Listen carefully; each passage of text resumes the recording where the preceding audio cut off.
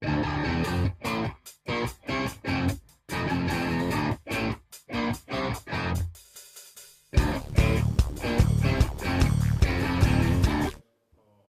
sem, meg Imre sem voltunk pálinkafogyasztó emberek, se nagyon, tehát néha napján kóstoltunk, amit kaptunk, de nem volt az nekünk egy különös dolog, mint egy borász családba született gyereknek, hogy boron nő fel.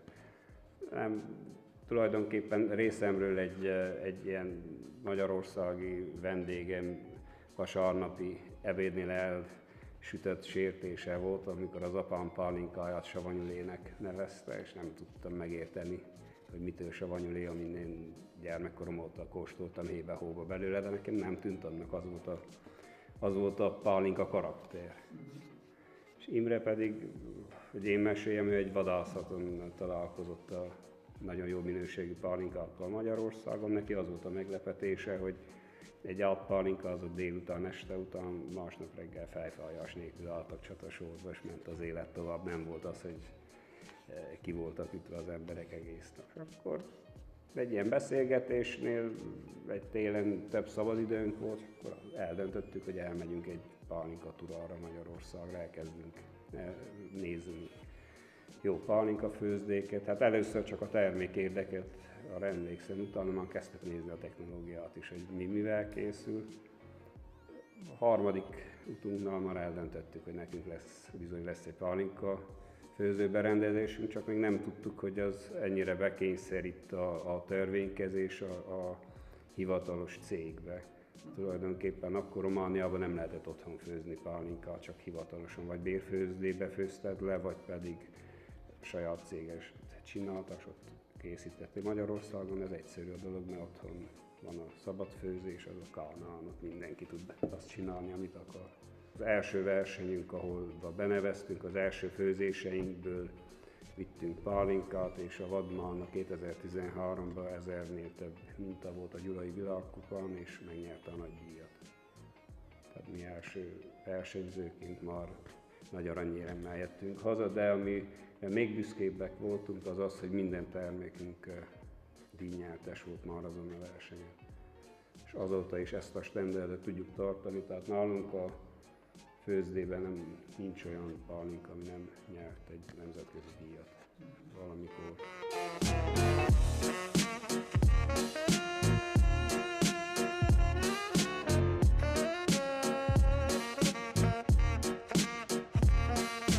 Hát ezen a kis téren szoktuk feldolgozni a gyümölcsöket. Hát a 2016-os szezonban két alkalmazottal összesen olyan 200 tonna gyümölcsöt sikerült feldolgozni. Nálunk a technológia az, hát úgy gondolom, hogy a romániai főzdék szokásaitól eltérően egy kicsit más. Tehát mi csak első osztályú gyümölcsöt vásárolunk meg. A feldolgozás az egy mosó, válogató szallagon kezdődik. Először beleürítsük ide a gyümölcsöt, ha netán valami romlottabb gyümölcs van, akkor azt már ki is vesszük belőle, megmossuk, még kap egy zuhanyt, és bekerül a gyümölcstől függően vagy ebbe az őrlőgépbe, vagy pedig túlfelül megmutatom a magozógépet. Ez azért fontos a mosás szerintünk, mert mivel mi gyümölcsösökből veszük, nem magánszemélyektől, általában mindenki, sőt biztos vagyok benne, hogy mindenki permetezi a gyümölcsöket. Mi ezt nem szeretnénk. A mi cefrénk az olyan kell legyen, mint amit a kisgyereknek is jó szívvel odaadsz, nem tartalmazhat semmi káros anyagot. Ez a magozógép, különböző rostákat használunk hozzá, itt van az egyik rosta, ezzel például a meggyet szoktuk kimagozni, de hát olyan rostánk is van, ami a legsűrűbb, ami a málnának a magját is ki tudja szedni. Például a körténél azt úgy szoktuk csinálni, hogy mind a két berendezést használjuk, pompákkal összekössük, egyszer az őrlőbe megy, tehát mosás, válogatás, őrlés, utána meg ki a magozóba, az kiszedi a magházat, ami az a keserű része a körtének, és utána kerül a cefrébe. Amikor egy almát vagy egy körtét eszel, akkor se a magot szereted benne, hanem a húsát. Én nem szeretném a pálinkában, mi vissza szeretnénk adni minden aromáját a teljességébe, amit a gyümölcsbe élvezel. Ugyanúgy a megynek a magát azt nem eszi meg senki. Azokat, ha kezded lepárolni, keserni és nagyon magkarakteres ízvilágában. Mi azt szeressük, hogy a pálinkáink nagyon gyümölcsösek legyenek, gyümölcsízűek legyenek. Igazából, ha a házi pálinka jól meg van csinálva, akkor nem sok mindenbe kéne különbözzen, csak a lényeg az, hogy ki milyen szigorúan lépésről lépésre betartsa az irányított terjesztést, a gyümölcs tisztaságot. Mondom, a magozás az a szabványok szerint az bizonyos gyümölcsfajtáknak kötelező. Amikor a cefre kikerül a magozógépből, akkor egy pompán keresztül kerül bele ezekbe a csövekbe. Tehát itt már oxigénnel többet nem találkozik, bekerülnek ezekbe az erjesztő tartályokba, ami vannak itt 10 tonnások, és túlfelé vannak ilyen 5 tonnás tartályaink, meg vannak 1 tonnások is, amit egy nagyon kicsi mennyiségnél azt használjuk. Hát röviden ez a feldolgozás része, így készül el a cefre, itt érlelődik. Ahogy kierjedt a cefre, lehető leghamarabb kerüljön akkor a leparló berendezésbe. Ugyancsak a szivattyúk segítségével a vezetéken keresztül telik meg az üst. Ez az üst egy 450 liter férő kapacitású. Van neki egy ajtója is, mind a hagyományos üstöknél. Mondjuk, hogyha egy törköly készül, és annyira sűrű, hogy nem tud átjönni a vezetéken, akkor csak itt kerül be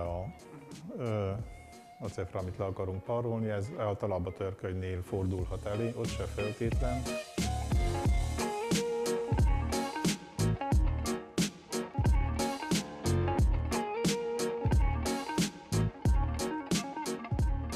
Először megillatozzák, mert a jó pálinkának van egy illata.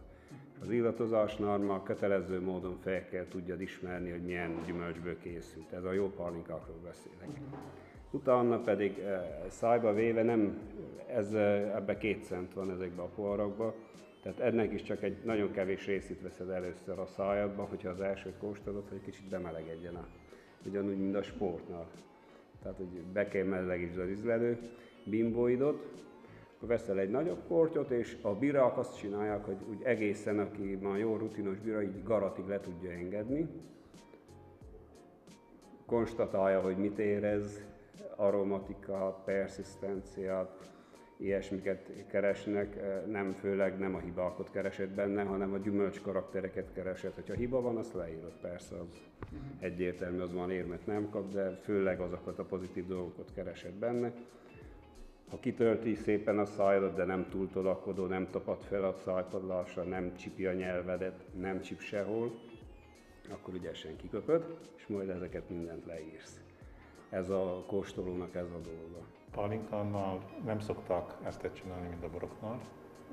Erre nincsen szükség. A pohár formája az eléggé meghatározó. Ezt ha megfigyeljük, akkor nem a gömb tetejéig, hanem közepéig van töltve. Itt a legnagyobb a párolgási felület, és a pohár formája az biztosítsa az orr felé, hogy ami párolog illat, az oda tudjon jutni. Nagyon érdekes, ezt ha valakinek van rá türelmes lehetősége. 2 különböző pohárból ízben nem fogok különbséget érezni, mert ugye az üveggel semmilyenképpen nem lépik reakcióba a termék. Viszont illatban, ha akar egy kicsit is változik a forma, vagy mondjuk egy teljesen más formájú pohárba teszem, az illat az olyan, mint a 2 különböző terméket kóstolnék. Érdemes megadni a megfelelő poharat minden italhoz, ezt nem hiába találták ki többi italhoz se, mert ott adja a maximumot, amit tud a termék. Most a hőmérséklet. A hőmérséklet az enyhén szobahőmérséklet alatt, tulajdonképpen mind a vörösborokot 16-18 fok lenne az ideális kóstolási hőmérséklet. Ha már 20-25 foknál vagyunk a termékkel, nagyon meleg helyről melegen tárolódik, mivel egy magas alkoholtartalmú termék, nagy a párolgás, és kellemetlenül sok alkohol párolog.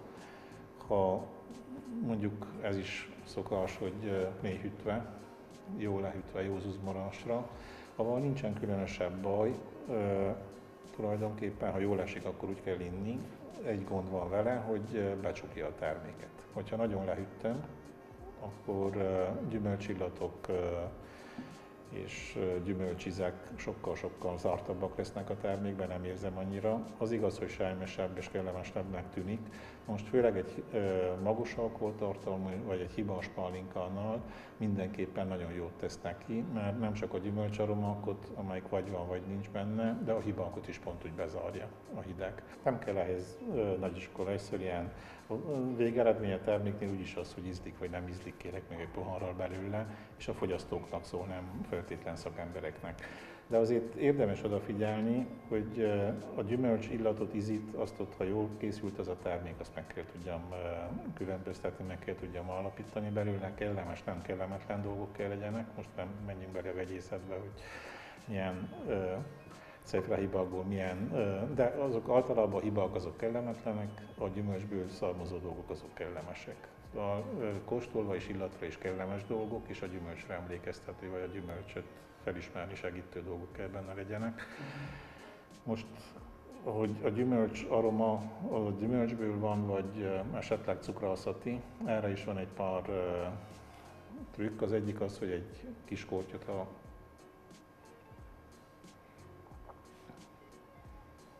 beveszek, a szájomba lenyelem, és észreveszem, hogy hosszantartó íze van. Szóval amiután lenyertem, jó, most van egy kicsi alkohol az első kortnál, a másodikra már a érzékelő bimbók megszokják egy kicsit az alkoholt, a második nem annyira, de egy hosszantartó 10-15-20 másodpercig érzem, hogy jön vissza a gyümölcs a szájomba.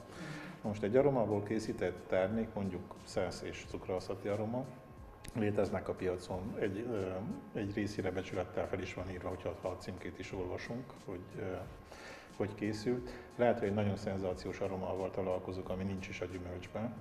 Az első, mikor a szájomba veszem, ahogy lenyeltem, rögtön eltűnt.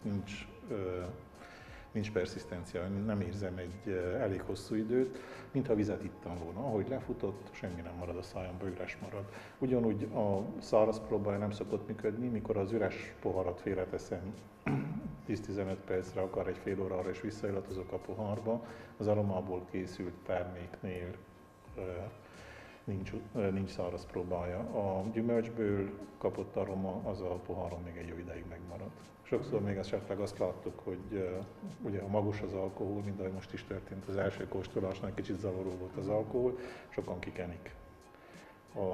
Az alkohol tulajdonképpen mit történik? 37 fokos a kéz, elillan az alkohol, és amit megillatozok, az a gyümölcsből a kellemes dolgok kell ott maradjanak, de itt van alkohol nélkül, vagy sokkal kevesebb alkohollal tudom, hogy mi van az alkohol háta megett. Ez pont mint a parfümöknél, hogy végül is van, aki kikenni egy kicsit, és akkor jobban meg tudja alapítani.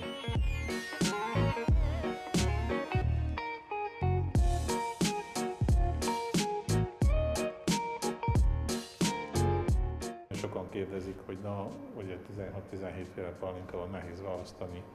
Ajaj, biztos tudjuk, hogy mi a legjobb. Na most érdekes módon minden gyümölcsből ugyanazt ott próbáljuk hozzáadni, és ugyanannyira gondosan bánunk vele.